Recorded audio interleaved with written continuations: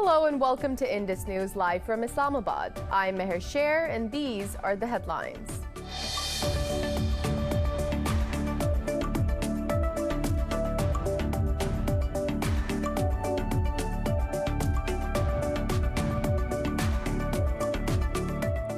In India, the protesting farmers are observing nationwide strike after blocking main roads, railway tracks, markets and businesses.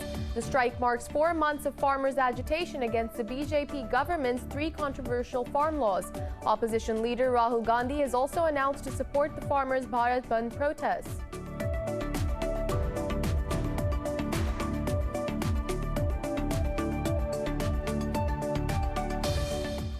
In Bangladesh's capital, Dhaka, dozens of people have been injured in violent protests against Indian Prime Minister Narendra Modi's visit to the country.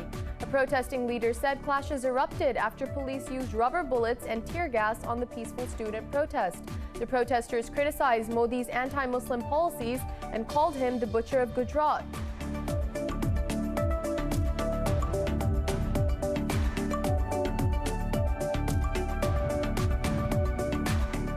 The Arab coalition in Yemen says it has intercepted another Houthi drone over Saudi city Najran. This comes after Houthis attacked Saudi state-owned oil company Aramco's vital installation in Jazan.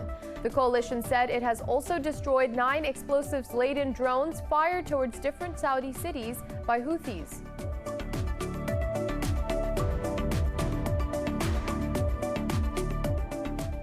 North Korea has claimed the missiles it launched Thursday were a new type tactical guided projectile.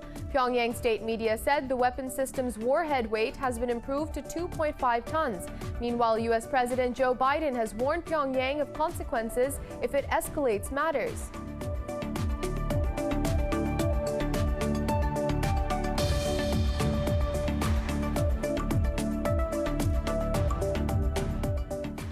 Brazil has registered a record 100,000 coronavirus infections in a day, with its caseload crossing 11.7 million. Mexico has become the 3rd country in the world to top 200,000 COVID-19 deaths. Pakistan has registered over 4,000 infections, the highest in 9 months, while 63 more people have died from the virus overnight. The global number of coronavirus cases has surpassed 125 million, with more than 2.7 million deaths.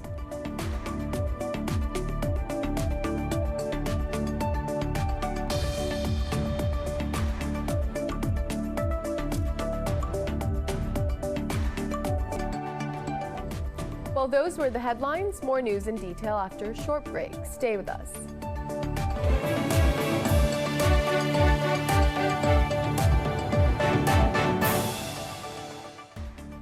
Welcome back. And now for the news in more detail. We begin in India, where the protesting farmers are observing nationwide strike after blocking main roads, railway tracks, markets and businesses. The strike marks 4 months of farmers' agitation against the BJP government's 3 controversial farm laws. The 12-hour blockade has greatly affected Punjab, Haryana, Rajasthan and Uttar Pradesh states. Additional contingents of police force have already been deployed in the wake of the shutdown call. Opposition leader Rahul Gandhi has also announced to support the farmers' Bharat Bandh protests. 11 rounds of talks between farmers and the government have failed to end the deadlock. More than 250 farmers have died since the start of their agitation on the 26th of November last year. In Bangladesh's capital, Dhaka, dozens of people have been injured in violent protests against Indian Prime Minister Narendra Modi's visit to the country. A protesting leader said clashes erupted after police used rubber bullets and tear gas on the peaceful student protest. The protesters criticized Modi's anti-Muslim policies and called him the butcher of Gujarat. A spokesperson for the march said 2,000 student protesters joined the demonstration. Police have arrested several protesters and 18 are hospitalized with injuries. Prime Minister Modi arrived in Dhaka today as the country celebrates 50 years of its liberation. Earlier in a letter, Prime Minister Imran Khan congratulated his Bangladeshi counterpart Sheikh Hasina on the country's 50th Independence Day. And the Arab coalition in Yemen has intercepted another Houthi drone over Saudi city Najran. This comes after Houthis attacked Saudi's state-owned oil company Aramco's vital installation in Jazan. Saudi Energy Ministry said one of the reservoirs at the petroleum products distribution station caught fire after the attack. The coalition said it has also destroyed 9 explosives-laden drones fired towards different Saudi cities by Houthis. It added that some drones were aimed at the universities of Jazan and Najran. Meanwhile, Pakistan condemned the attacks and reaffirmed support for Riyadh against any threat to its territorial integrity. Earlier, the U.S. lauded the Yemeni government's support for a nationwide ceasefire. Moving on, North Korea has claimed the missiles it launched Thursday were a new type tactical guided projectile. Under the UN Security Council resolutions, Pyongyang is banned from testing ballistic missiles. North Korea's senior leader Ri Pyong-chol, who oversaw the test, said, "The new weapon system is of great significance in bolstering deterrence against all sorts of military threats." Pyongyang state media said the weapon system's warhead weight has been improved to 2.5 tons. This makes the missile capable of carrying a nuclear warhead. It said the 2 missiles accurately hit the target, set in the water 600 kilometers off the east coast into the Sea of Japan. The missiles were the country's first ballistic launches in almost a year and the first since U.S. President Joe Biden took office. Biden said the U.S. remained open to diplomacy with North Korea, despite its missile tests, but warned there would be responses if Pyongyang escalates matters. Meanwhile, China says it has imposed sanctions on British individuals and entities that spread lies and disinformation about Xinjiang. In a statement, the Chinese Foreign Ministry said the curbs target 4 entities and 9 individuals. Those targeted include former Conservative Party leader Ian Duncan Smith and the Conservative Party Human Rights Commission.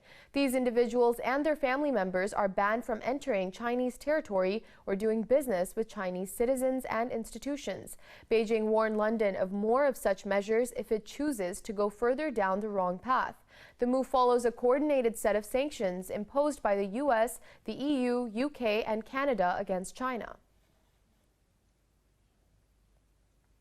In Myanmar, anti-coup protesters have staged more rallies after the military shot dead 9 people on Thursday.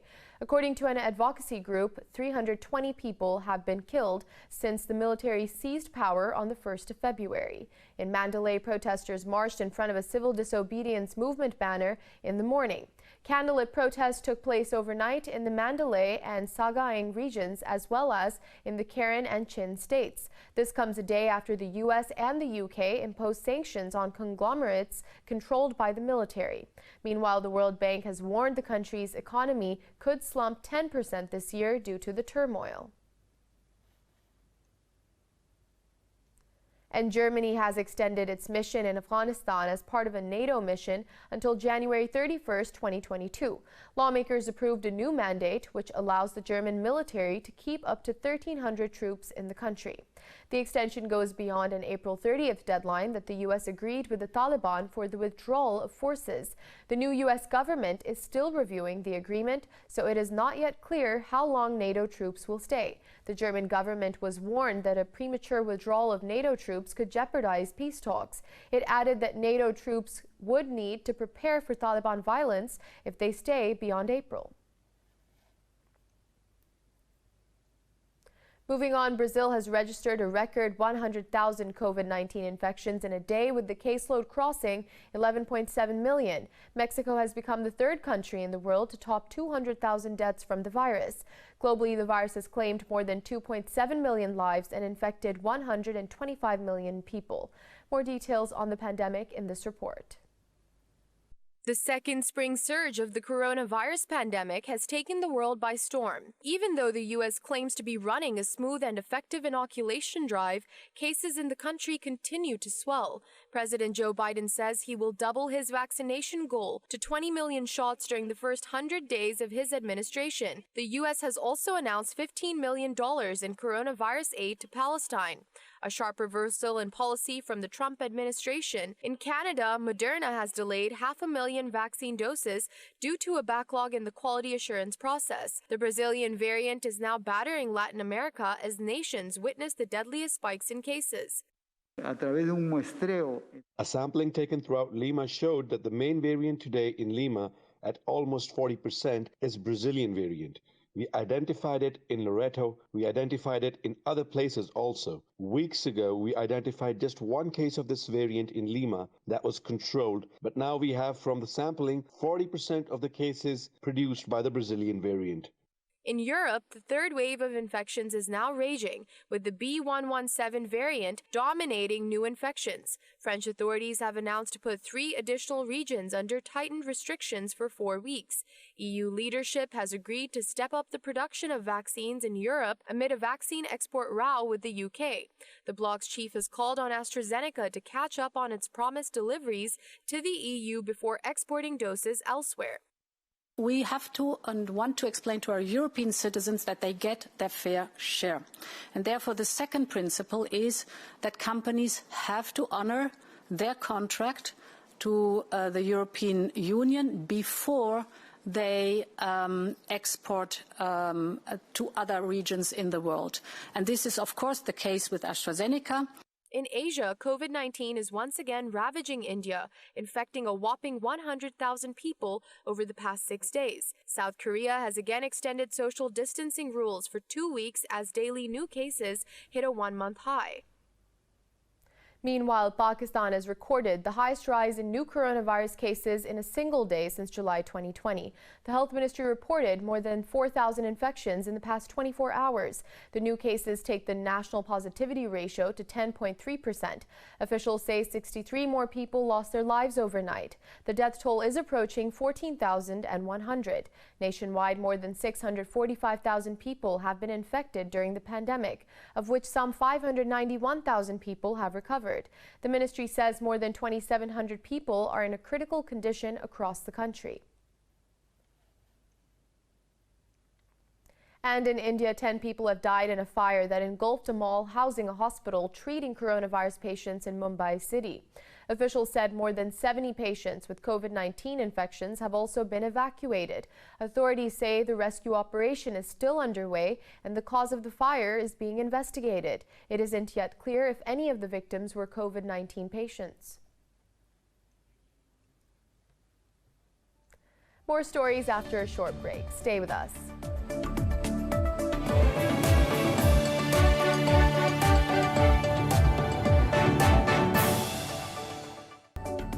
We're back. Turkey says it welcomes the rhetoric in the memorandum adopted by EU leaders at a virtual summit. In a statement, Ankara said it wishes to boost ties with the bloc based on cooperation and mutual benefit. The foreign ministry said Turkey expects the EU to take concrete and constructive steps in line with a positive agenda. Earlier, the EU said it is prepared to boost cooperation with Turkey, provided a current de-escalation is sustained. In a statement, EU Commission President Ursula von der Leyen said this to a subject to Turkey moving forward constructively. She said if Ankara returns to unilateral actions, particularly in the Eastern Mediterranean, EU will suspend cooperation measures. Meanwhile, in a phone call to Greek Prime Minister, U.S. President Joe Biden expressed hope for stability in the Eastern Mediterranean. And Addis Ababa says Eritrea has agreed to withdraw troops from Ethiopian territory along their border. In a statement, the Prime Minister said Ethiopian forces will take over guarding the border areas immediately. Abiy Ahmed said the two countries will continue building on the understanding reached in 2018. The Prime Minister accused former Tigray leaders of drawing Eritrea into the conflict by firing rockets into Eritrea's capital. This comes days after Abiy Ahmed acknowledged that Eritrean troops were present in the northern region. The admission followed months of denials from Addis Ababa and Asmara. Renowned Pakistani dramatist and writer Hasina Moeen has passed away in Karachi at the age of 79. The cause of her death was not immediately announced. Moeen was a breast cancer survivor and held several accolades under her belt. She was awarded the Pride of Performance by the Pakistani government for her services to performing arts. She also holds the distinction of penning Pakistan's first original script, Kiran Kahani, in the 1970s. And Pakistan's television host, anchor and artist Kawal Nasir has passed away at the age of 70 in Islamabad. She was one of two anchors who were part of Pakistan television's first ever transmission in 1964. Kaval Nasir was suffering from diabetes and was admitted to the intensive care unit for the last 3 days. She has been awarded Pride of Performance and numerous other national awards in recognition of her services.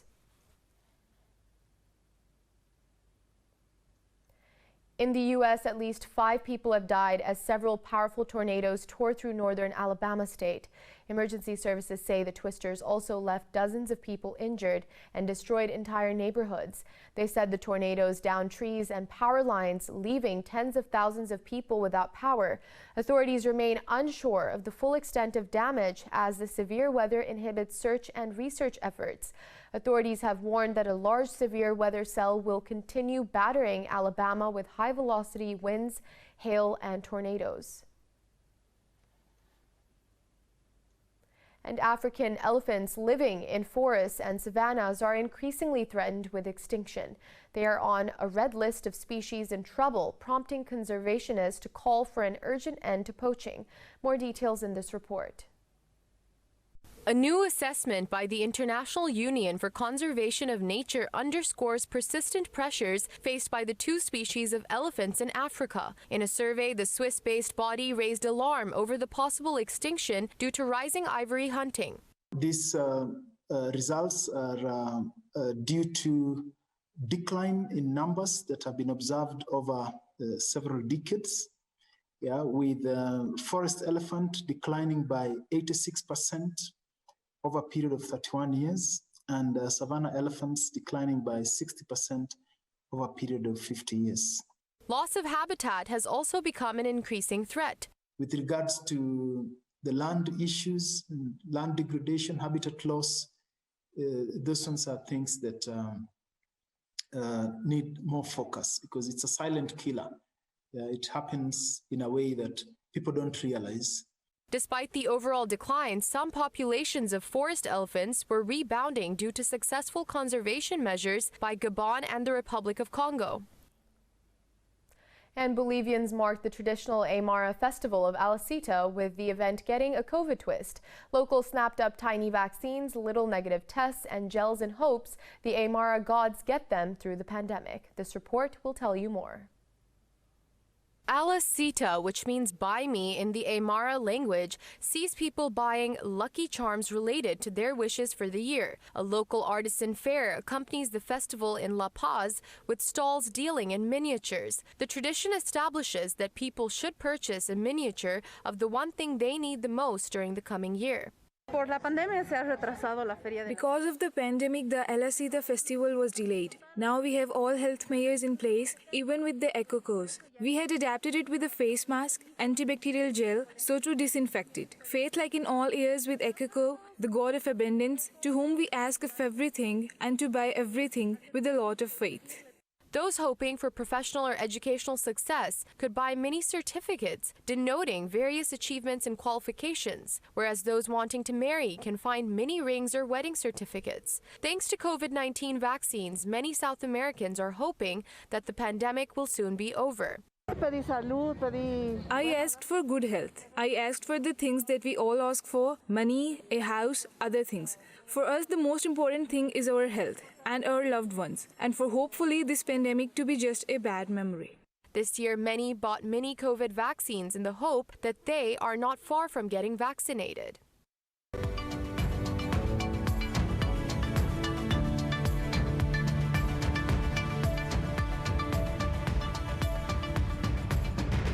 On to business. European stocks are trading higher following global sentiment. Investors are focusing on the outlook for growth and inflation amid advances in COVID-19 vaccine rollouts. Frankfurt DAX is leading the gains, rising close to 1%. London's FTSE and the Pan-European Stock 600 have also ascended over 0.5%. Italy's FTSE MIB and the CAC 40 in Paris have also added almost 0.5%. Earlier, almost all Asian markets advanced following the U.S. Fed's positive remarks about economic recovery predictions.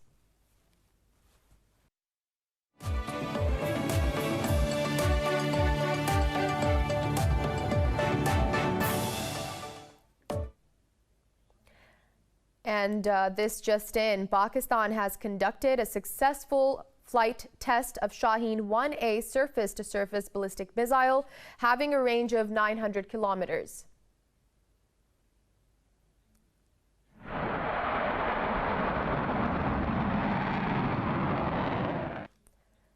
The military's media wing says the test flight was aimed at revalidating various design and technical parameters of the weapon system. The flight test was witnessed by Lieutenant General Nadeem Zaki Munj, Director General Strategic Plans Division, Dr. Raza Summer, Chairman NESCOM, Lieutenant General Muhammad Ali, Commander Army Strategic Forces Command, and the scientists and engineers of strategic organizations.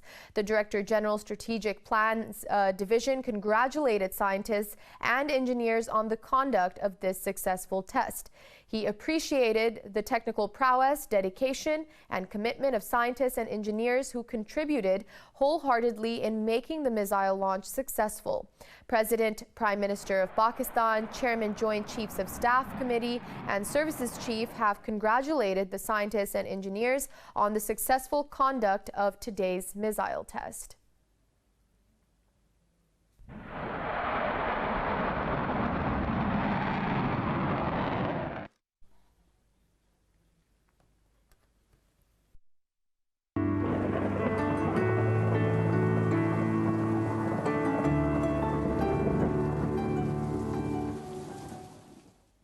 And now it's time to take a look at the latest weather updates from around the world.